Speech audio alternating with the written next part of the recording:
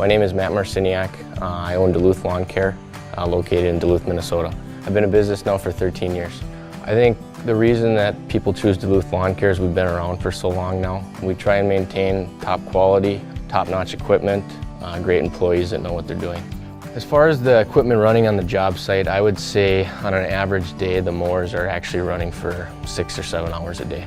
As far as our two-stroke equipment, they actually run more than our mowers. If I had to average out a typical season, we're putting 550 to 600 hours on our two-stroke stuff.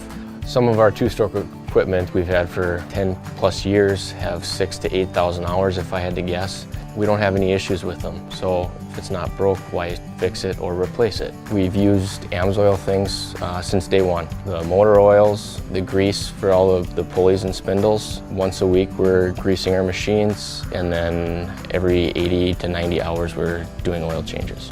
The products that we're using for our two-stroke equipment is the AMSOIL Sabre oil. We're mixing the oil at 80 to 1.